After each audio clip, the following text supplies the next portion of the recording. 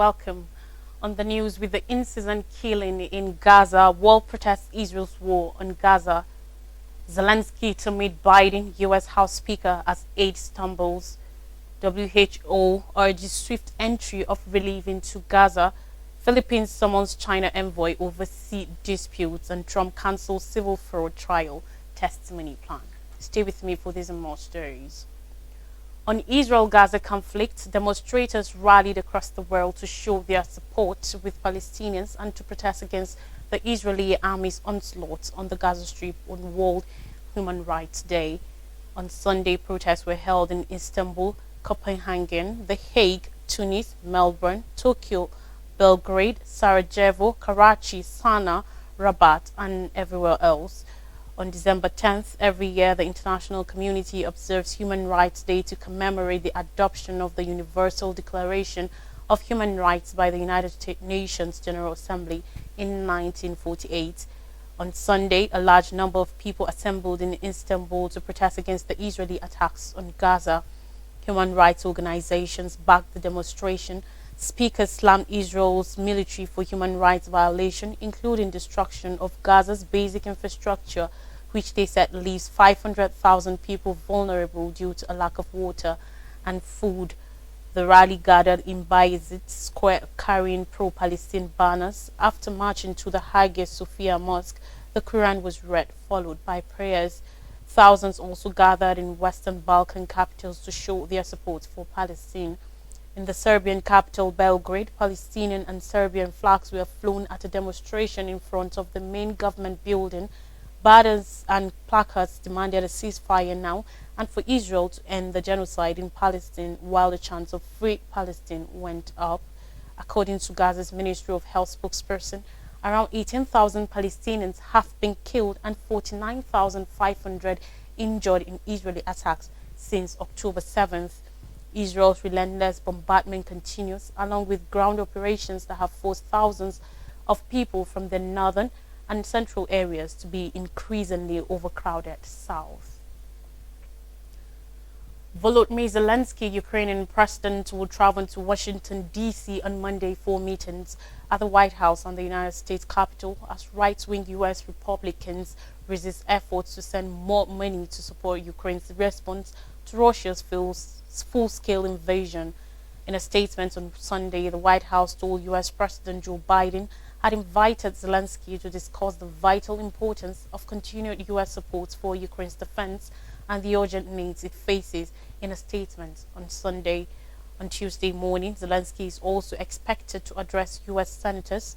An aide for U.S. House Representative Speaker Mike Johnson said Zelensky will also hold a private meeting with Johnson, who has been trying to link Ukraine aid to immigration reforms at the U.S.'s southern border. The meetings come as Biden tried to rally support for a $106 billion military aid plan, mostly for Ukraine and Israel, which Republicans topped last week after walking out of a classified briefing on Ukraine amidst demands for border reforms. Zelensky's office confirmed the planned meeting with Biden, adding that key areas of discussion will include defense cooperation between U.S. and Ukraine, particularly through joint projects on the production of weapons and air defense systems, as well as the coordination of efforts between our countries in the coming years. Biden has warned of the risk of weakening U.S. support for Ukraine, and Shalanda Young, head of the White House Office of Management and Budgets, reiterated those concerns on CBS's Face the Nation on Sunday. Republicans remain skeptical, however, with Senator J.D. Vance, a close ally of former U.S. President Donald Trump, who is campaigning for election again in 2024, dismissing the idea that the Russian president will put another NATO countries at risk. The funding role comes amid signs of fraying Western resolve on Ukraine after Kyiv's much heralded June offensive failed to make significant headway, and Russia deploys more troops and more steps up aerial attacks on Ukraine's infrastructure as temperatures drop to freezing. On Monday, Ukraine's Air Force said air defenses shot down 8 Russian missiles targeted at Kyiv early on Monday, with the falling debris injuring at least 2 civilians. The White House said Biden's meeting will come at a vital moment as Russia ramps up its missile and drone strikes against Ukraine. The U.S. State Department announced last week a stopgap of 1.75 million US dollars tranched in new aid for Ukraine on Wednesday, including HIMARS rockets, shells, missiles, and ammunition. Antony Blinken, U.S. Secretary of State, insisted on Sunday that Ukraine has done an extraordinary job defending itself. Now, the World Health Organization has agreed on a resolution, the first by any United Nations agency, calling for quick access to essential humanitarian aid and an end to the fighting in Gaza. The resolution, calling for the immediate, sustained and unimpeded passage of humanitarian relief, including the access of medical personnel, was adopted by consensus at the end of a special session of the WHO's Executive Board on Sunday. It also called on all parties to fulfill their obligations under international law and reaffirmed that all parties to armed conflict must comply fully with the obligations applicable to them under international humanitarian law related to the protection of civilians in armed conflicts and medical personnel. The special meeting of the Executive Board was only the 7th in the WHO 75th year history. The passage of the resolution underscores the importance of health as a universal priority in all circumstances and the role of healthcare and humanitarianism in building bridges to peace, even in the most difficult of situations, the WHO said in a statement after the meeting. The United Nations Security Council UNSC has fought to respond to the growing crisis in Gaza that broke out after the Palestinian armed group Hamas launched an unprecedented attack on Israel, killing 1,200 people and taking over 200 captives. In reaction, Israel declared war on Hamas and has subjected Gaza, which Hamas has controlled since 2006, to relentless attack, killing at least 18,000 people. The United Nations says about 80% of the population has been displaced and faces shortages of food, water and medicine, along with a growing threat of disease. A resolution for a humanitarian ceasefire put forward by the United Arab Emirates and co-sponsored by 100 other countries failed to pass in the UNSC after the United States voted the proposal on Friday. The US is one of 5 permanent members of the Council with a veto. The vote came after UN Secretary General Antonio Guterres invoked Article 99 on Wednesday to formally warn the 15-member Council of a global threat from the 2-month-long war. The United Nations Health Agency resolution could be a preliminary point for further action, WHO Director General Tedros Adhanom Ghebreyesus had said. Meanwhile, after 2 confrontations with Chinese ships over the weekend in the disputed South China Sea, the Philippines has said it summoned China's ambassador and was considering the possibility of a dismissal. On Saturday, Manila said its vessels were hit by Chinese water cannon as they tried to send supplies to Filipino fishermen at Scarborough Shoal, which was seized by Beijing in 2012 after a months-long standoff. Meanwhile, on Sunday, ships trying to resupply sailors on board the grounded Sierra Madre on Second Thomas Shoal in the Spratly Islands were also hit by water cannon amid a collision with the Chinese Coast Guard that Beijing blamed on Manila. Pictures shared on social media show the Philippines boats and broken windows and damaged decks from the incident. Teresita Daza, Foreign Ministry spokesperson, told a news conference on Monday that Manila had filed fresh diplomatic protests over the incident and the Chinese ambassador has also been summoned. Declaring China's ambassador Hong Zilian as persona non grata in the Philippines was also something that has to be seriously considered, she said, according to reports. Daza's comments came after President Ferdinand Marcos Jr. vowed to ensure Manila's claims in the waters were defended. The aggression and provocations perpetrated by the China Coast Guard and their Chinese maritime militia against our vessels and personnel over the weekend have only further stilled our determination to defend and protect our nation's sovereignty, sovereign rights and jurisdiction in the West Philippines Sea, Marcos said in a statement on his social media accounts late on Sunday evening. The incident in the disputed sea, which China claims almost in its entirety, drew criticism from the United States, a close ally of Manila and Europe. The U.S. State Department said China had engaged in reckless maneuvers and called on Beijing to end its dangerous and destabilizing conduct in the sea. China maintains that the Philippines was to blame for the confrontation and that Philippines supplied boats include multiple stern warnings. China has been building artificial islands and military outposts and deploying the Coast Guard, maritime militia and fishing fleets its deserted claim to the South China Sea. Brunei, Malaysia and Vietnam also claim parts of the sea and have also seen tensions rise with Beijing in recent years.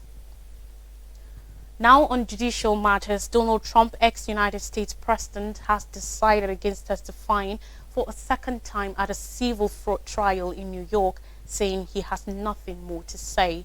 Trump, the front-runner for the Republican nomination in the 2024 presidential election, on Sunday said he saw no need to testify as he had done so very successfully and conclusively last month.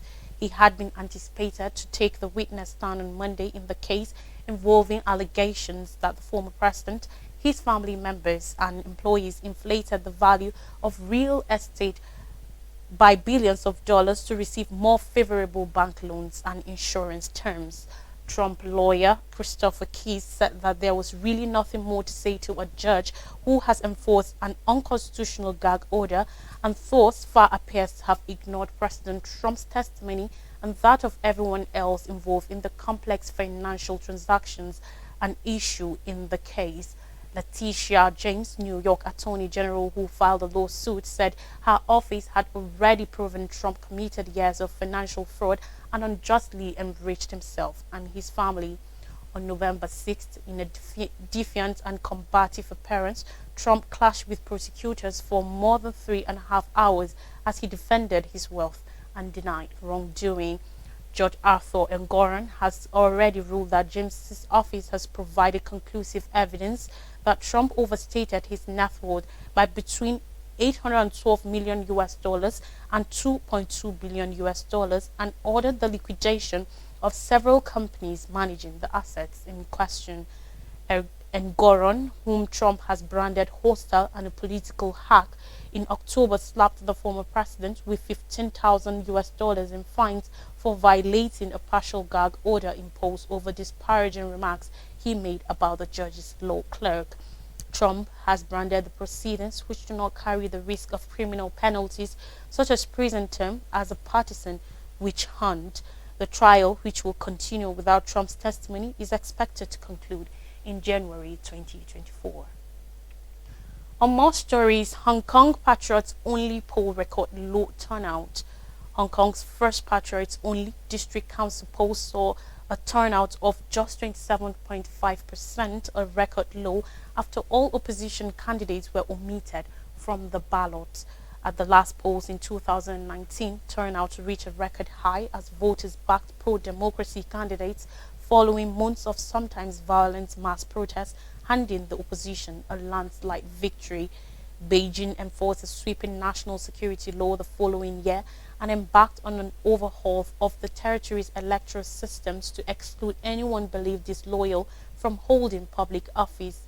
Sunday's voting extended to midnight after a sporadic 90-minute delay was granted following a failure in the digital system used to confirm voters' eligibility.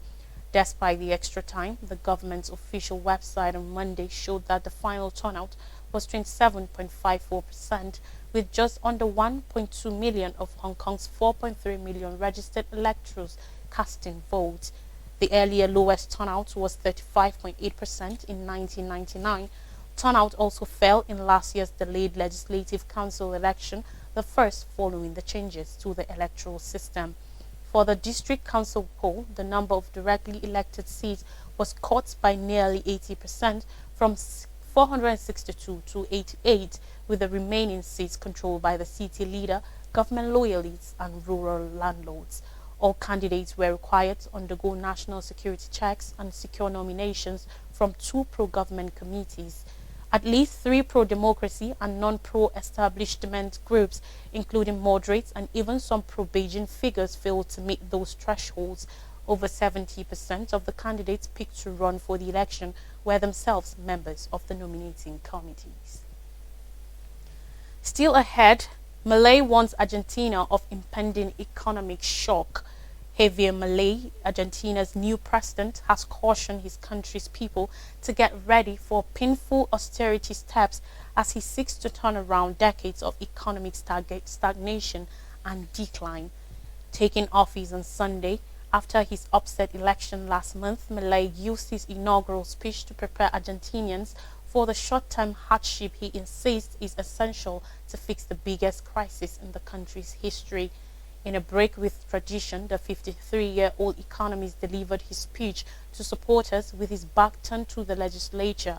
Guests at the inauguration included Ukrainian President Volodymyr Zelensky, Hungary's nationalist Prime Minister Viktor Orban, right-wing former Brazilian leader Jair Bolsonaro, Uruguay's conservative leader Luis Lacalle Pou, and Chile's leftist president Gabriel Boric.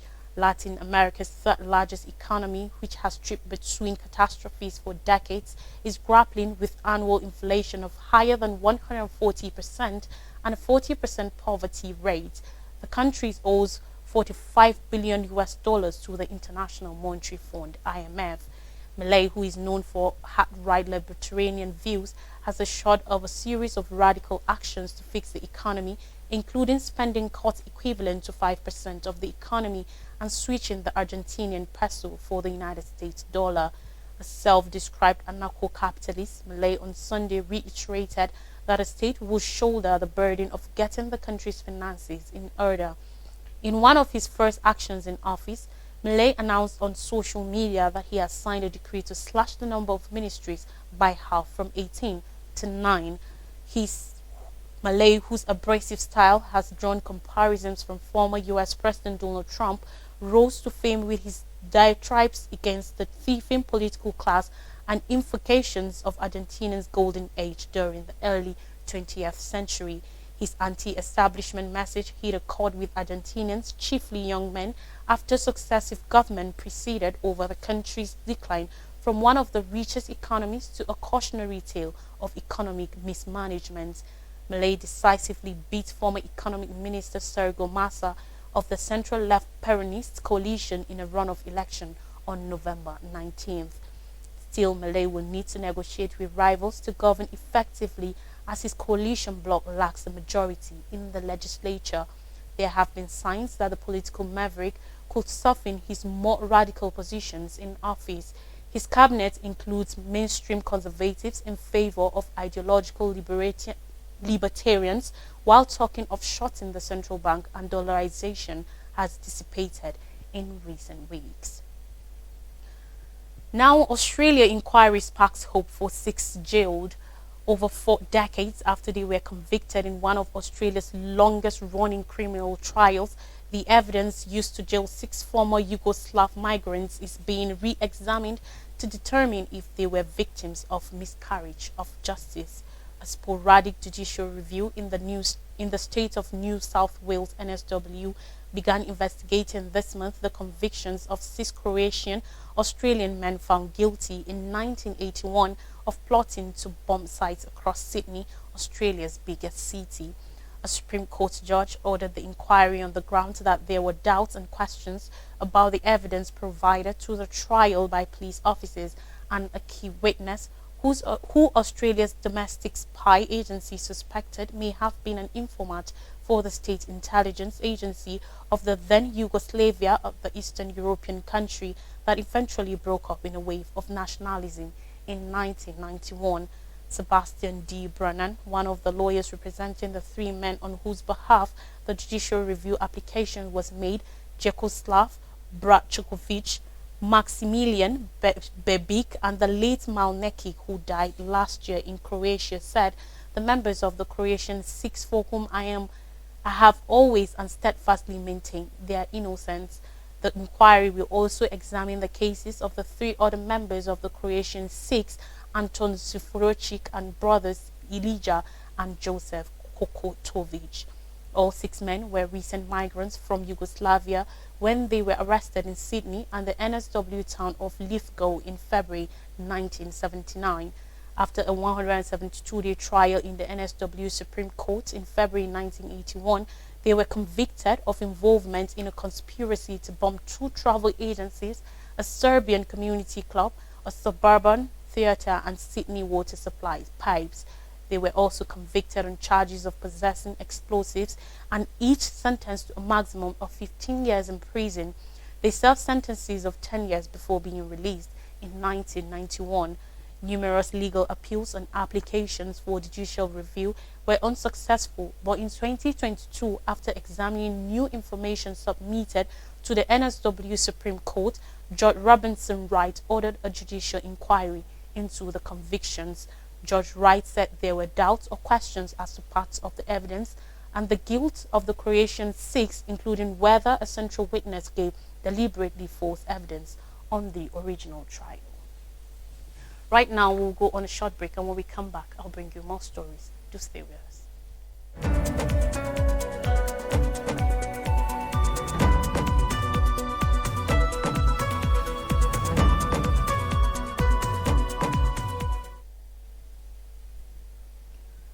You're welcome back. Now, stories from Nigeria say senators contribute 109 million naira for Kaduna bombing victims.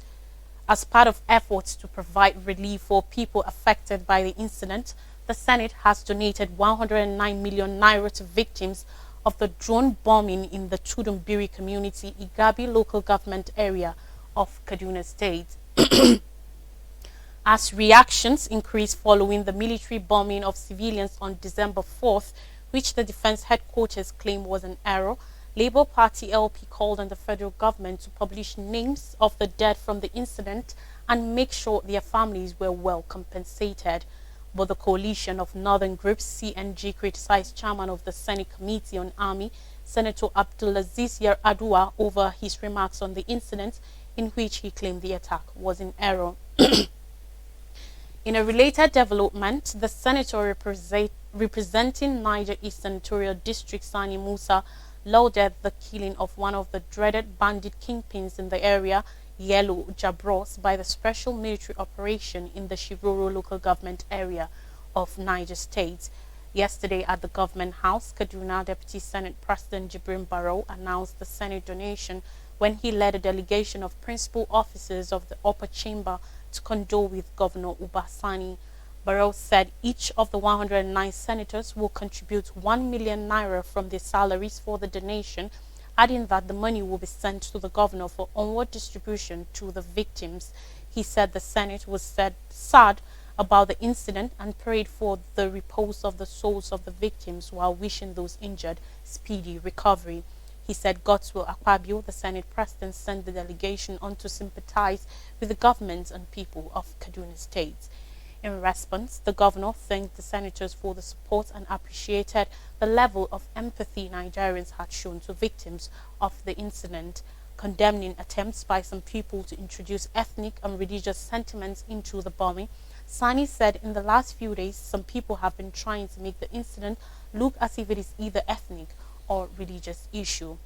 Labour Party, in a statement by its National Publicity Secretary Obiora Ifo, expressed worry that bombing a target without precision and intelligence was anachronistic and difficult to imagine in modern warfare. The party said the military must assure Nigerians that such nihilistic approach to combat capable of destroying unintended targets will be properly reviewed. Labour Party said the federal government and state governments must ensure adequate compensation for the victims. Finally, on the news, Tinubu urges good governance in West Africa. Bola Tinubu, Nigeria's president and chairman of the ECOWAS Authority of Heads of State and Government, has beseeched West African leaders to prioritize good governance and collective prosperity. This is an essential tool to prevent authoritarian takeovers of power and unconstitutional changes of government in the region. Ajuri Ngalale, his media aide, quoted him as saying in an address at the 64th Ordinary Session of the regional body. The president recognized good governance as a major catalyst to lock in popular support through socio-economic transformation and development. The delivery of good governance is not just a fundamental commitment, it is also an avenue to address our citizens' concerns, improve their quality of life, and create a stable environment conducive to achieving sustainable development. By providing good governance that tackles the challenges of poverty, inequality, and other concerns of the people, we will have succeeded in addressing some of the root causes of military interventions in civilian processes in our region, the president said. On the decisions taken by West African leaders to further boost the region's democratic achievements and uphold the rights of the people to elect the leaders of their choice, Tinubu said the bloc had aligned specific actions to be taken against any member state opting for an unconstitutional change for government. Tinubu also used the occasion to congratulate President George Weah of Liberia for surrendering and congratulating his opponent during the last presidential election in Liberia. He invited leaders and other participants at the summit to give standing ovation to President Weah. He also acknowledged the presence of ex-President Goodluck Jonathan of Nigeria, who 2015 displayed a similar commitment to democratic ideals after losing his re-election to the opposition candidate Muhammadu Buhari. On the recent disturbances in Sierra Leone and Guinea-Bissau, the ECOWAS chairman asked fellow leaders to protect democracy, reiterating ECOWAS's zero tolerance to unconstitutional government changes. A recap of major stories says world protests Israel's war on Gaza. Zelensky to meet Biden, U.S. House Speaker as aid stumbles. WHO urges swift entry of relief into Gaza. Philippines summons China envoy over sea disputes. And Trump cancels civil fraud trial testimony plan. And that's all in the news. Thanks for watching. I am Lois Drake.